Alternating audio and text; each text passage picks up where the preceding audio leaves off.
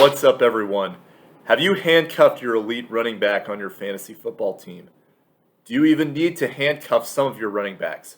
In this video, I'm going to walk you through every team's situation and what I would do with the handcuff of that running back. If you're interested in more content, please check out my video. I make a wide variety of content. I made a Week 5 buy low, sell high video as my most recent video. I make a buy low, sell high every Tuesday.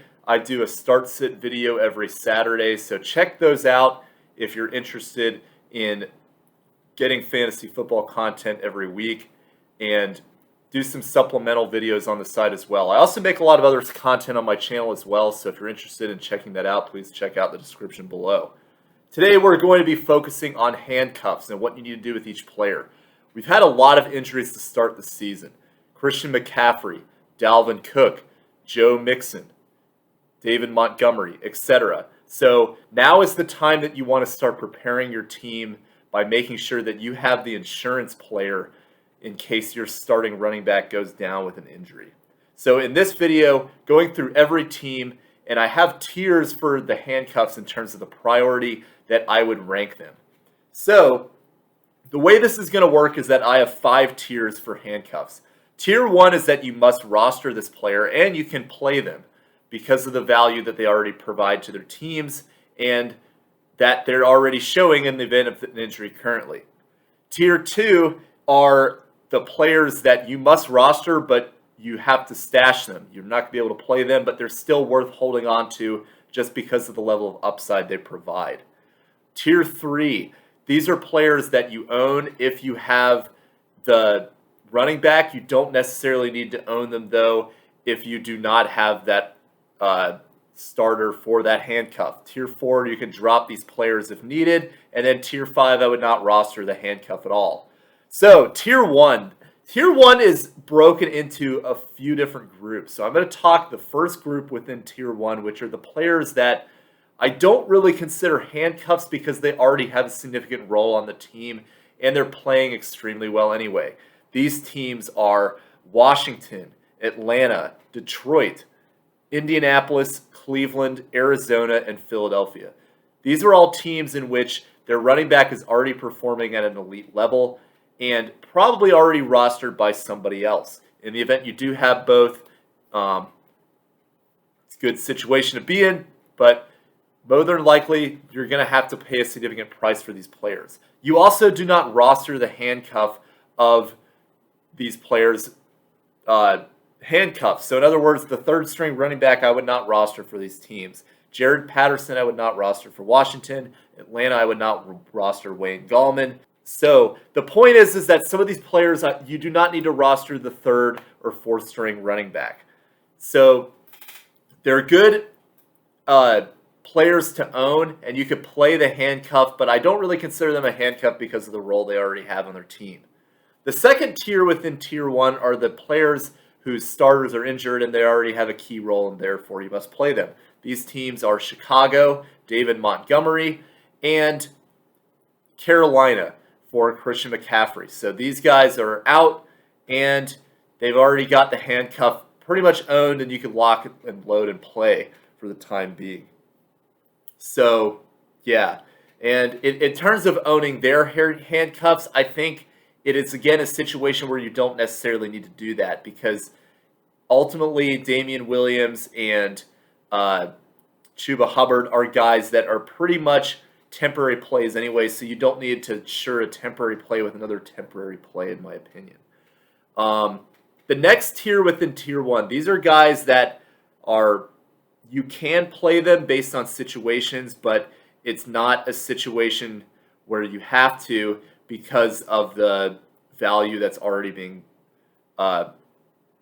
provided by the starter. The backup is good from time to time, but not necessarily you have to play them. And this is Green Bay, Dallas, and Denver. I think Javonte Williams as the backup to Melvin Gordon is possibly moving into that elite tier with the other group, but it's going to depend on the matchup because those guys evenly split carries, in my opinion. A.J. Dillon, same with Green Bay. It's going to really, when they're blowing out the other team, is really the only chance you could play them. And then Dallas, Tony Pollard will have some good games from time to time. All these players are the backups you own, but they're probably not already out there on waivers. So these guys are already kind of in a category of their own. Tier 2, these are guys that you must roster if whether or not you own the handcuff of that player, in my opinion, and you have to stash them as long as you can. This is Minnesota's Alexander Madison and Tennessee's Jeremy McNichols. I put these two there because they have shown this season that they can be effective with the starter on board for Dalvin Cook and Derrick Henry, for example, and exclusively. Alexander Madison had a great performance when Dalvin Cook was injured. Jeremy McNichols operating very well without Julio Jones and A.J. Brown as a receiving option, and he still puts up some pretty good games even when all those guys are healthy because of his passing down value. And for Damian Williams and Chuba Hubbard for Chicago and Carolina, respectively, they would fall into this tier when their starters are healthy, in my opinion, because of again, we've seen the starter get injured already, so you want to make sure that you put these guys right up in there. That's my tier 2. Tier 3, you own these backups if you have the starter that is injured. And there's a long list of teams that I consider in this category. I would consider Cincinnati in there. Cincinnati I would almost put into tier 2. The only reason I don't is because I'm not entirely sure what Samaje Perine's value is based on his productivity in this past. I see Chris Evans could potentially get involved in the event Joe Mixon doesn't play.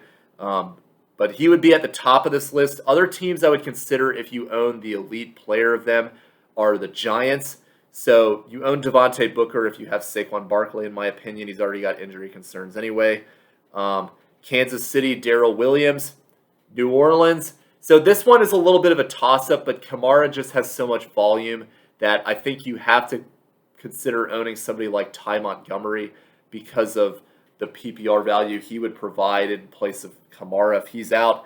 Seattle, we've seen Alex Collins starting to replace Chris Carson anyway, as well as the Chargers and the Las Vegas Raiders, because I believe these teams as well fit into that degree where we have one Peyton Barber showing that he is putting up a good performance when Josh Jacobs is down, and the Chargers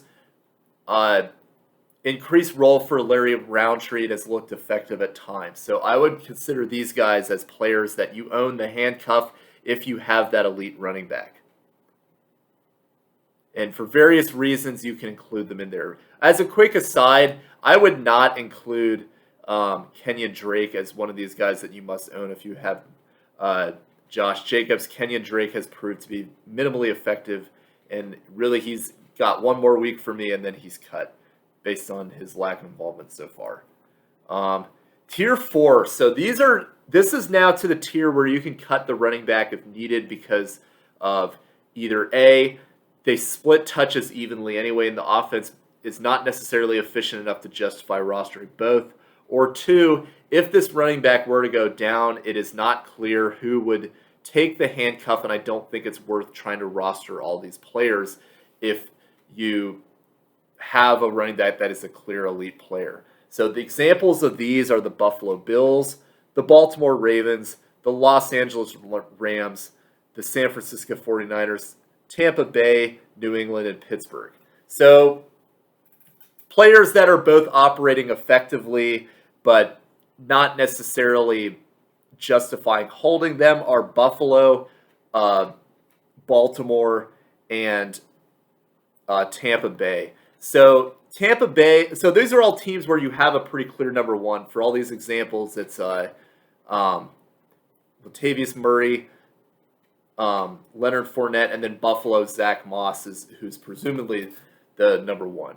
But then you also, if they're splitting touches relatively evenly with their players that they're sharing the backfield with. So these are all guys that I would not necessarily recommend that you have to own their handcuff because they're getting relatively even splits anyway. Other teams like Los Angeles, San Francisco, New England, and Pittsburgh, those are all teams that if their starter were to get injured, I'm not entirely sure who would presume the backfield. And in the case of San Francisco, I should have left them off that other list to begin with, is that you don't even really know who the starter or the backup is anyway. So it's a very tricky situation that you still have to continue to judge, because this is the most ambiguous committee out there in terms of running back production. However, they do rely heavily on the run, so I don't think you can totally justify getting rid of the backups entirely unless you have to.